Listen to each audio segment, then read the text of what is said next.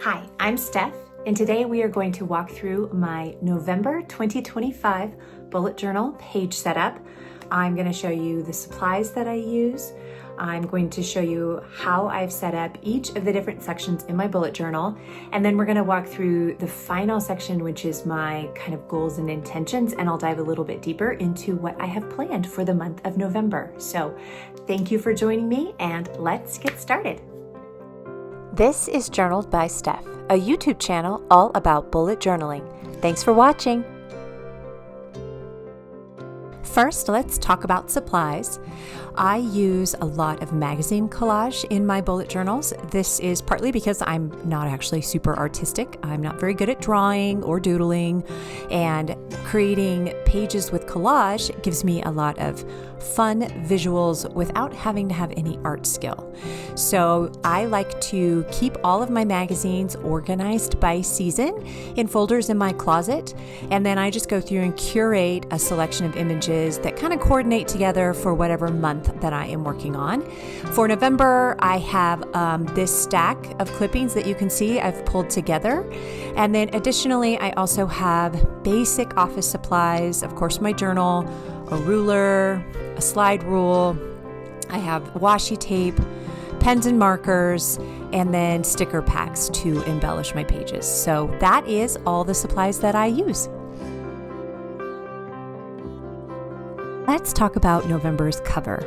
My cover images are always evocative of the month that they are assigned to. So for November, I always think of Thanksgiving, of course. I think of the fullness of the fall season. I think of gratitude. I think of harvest. I think of coziness. And my images that I select for my November covers often represent these feelings. To construct my cover, the process is super simple. I just put the page over my journal. I find the center crease. I use my finger to mark it, and then I use my ruler to cut along that crease. Then I glue it down with a glue stick, and I usually apply some kind of coordinated washi tape. This red plaid is a favorite of mine for November along the side, and that gives me the space over on the right to embellish a little bit. This month I have a sticker, and I'm using gold glitter letters for the month of November.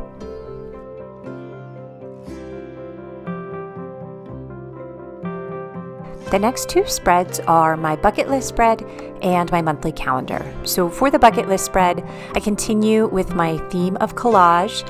This month I've got a fun cornucopia sticker, and I add additional collage images. I usually save a space on the right for my own picture. I have a HP sprocket that I use, and I print images from my camera roll. They have a sticky back, and so I put them in that blank space. And then under the cornucopia is where I write my monthly bucket list. These are really simple things. For November, of course, I'm going to include the Thanksgiving feast.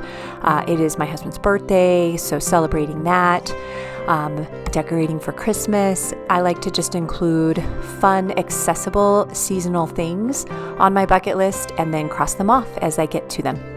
After the bucket list is my monthly calendar, and this is a hardworking, practical space for me. It's where I keep track of appointments, meetings, birthdays, special events. As we get closer to the holidays, these calendars get well used.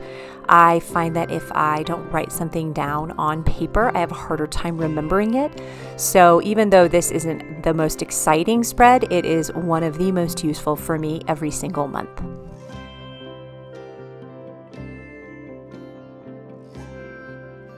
The next section are my weekly spreads, and you can see from my years past that each spread is a little different. Again, I use collage, and there's a square for every single day of the month where I write down notes, quotes, to-do lists, whatever I am inspired to write for that day. So let's set up some of these weekly spreads. Again, collage is prominently featured. I like to create peekaboo windows, which is where I tape down one side of the collage so that I can lift it up and then write underneath the image. This gives me a chance for a lot of fun visual pop, but it doesn't compromise my writing space because writing is one of the key features of these weekly spreads. I use them predominantly to do a couple things. One is I like to use them to frame my mindset. So I'll often write about the day based on how I want to remember it, or based on gratitude, or sometimes honestly based on struggles. But I want it to be an accurate picture of how I'm experiencing my life during the course of that month. I often look back through previous journals to see how I was doing, what I was thinking, what my life was full of. And I find this to be a really unique, special way for me to commemorate just the everyday experiences of my life and to celebrate them. I'm filled with a lot of joy when I fill out these pages, and I always look forward to a completed year and a completed month so that I can reflect back, see how much I've grown, and just see all of the special little moments that make each month unique.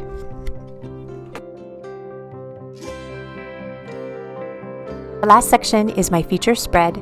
This is where I really like to stretch my legs creatively. It's where I will put down goals or special challenges or things I want to focus on for the month. And you can see from these previous years how I've laid out my pages, often in little sections with checklists or with trackers or with note spaces.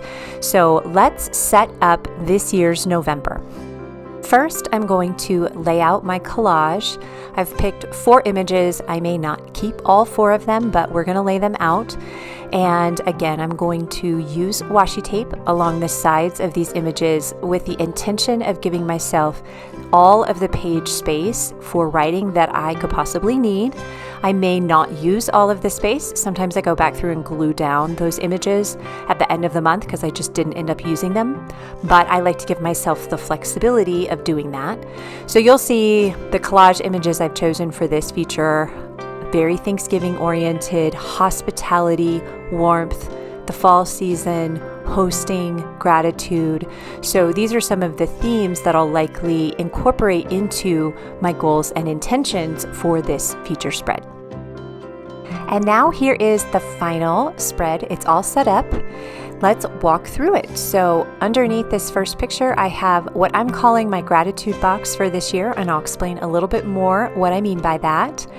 At the bottom, I have my Thanksgiving corner for some fun Thanksgiving themed items. And then in the top right, I have a simplicity challenge for myself. And then next to that simplicity challenge is a photo bucket list.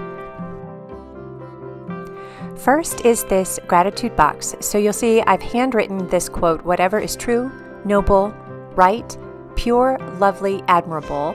And the rest of that sentence is, think on these things. And the intention for me for this box is to write down my observations of what fits those criteria and just to meditate on them throughout the course of the month. My next section is my Thanksgiving corner. On the left, I have my menu checklist. We've done Thanksgiving a lot of times, so I kind of have that menu set. We know what we like, and I enjoy making it every year. And then on the right is my Thanksgiving playlist. And these are just activities I'm planning to enjoy: sleeping in, getting fresh air, watching football, eating pumpkin pie, that kind of thing. So that is for the holiday. And last, I have my Simplify challenge. I have a before and after, and my intention is just to simplify my life. Specifically, I'm targeting some of my digital clutter right now. And so I've got a little section on the bottom right that are my stats, and I have ideas about what stats to collect. So number of emails I've unsubscribed to and number of photos I've deleted. So I have my work cut out for me. I want to make some notes about how I feel before, and then I want to make some notes about how I feel after. So that is my Simplify section, and I can't wait to dive in.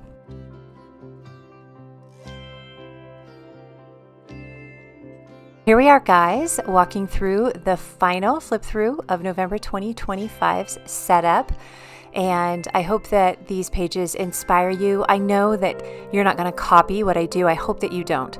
But I hope that in the month of November, you are inspired to do a few things, which is notice the beauty and romance of everyday life and set aside some time to make notes about what you're seeing and what you're experiencing, and try to be a little bit more intentional about how you frame your day, because when we're on autopilot, we miss great things. But when we slow down and use tools like a journal to write and reflect, it's just endlessly valuable. Well, that is November 2025.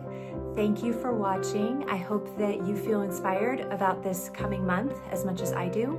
November is actually one of my most favorite months of the entire year, and I'm looking forward to each and every one of those goals that I shared. I would love to hear what goals you have planned for the month of November, gratitude ideas that you follow, things that you practice during this season. You can leave your comments there. Also, would love to invite you to journal along with me. I have a free Substack newsletter. I will put the link in the description for you to join there. I share these videos early in that space, and I also publish a variety of other journal-related articles, thoughts, different spreads that I don't make videos for. So again, that's Journaling With Me in Substack. I'll put the link in the description here. I'd love for you to join me. And until December, I hope you have a wonderful month. See you soon. Bye.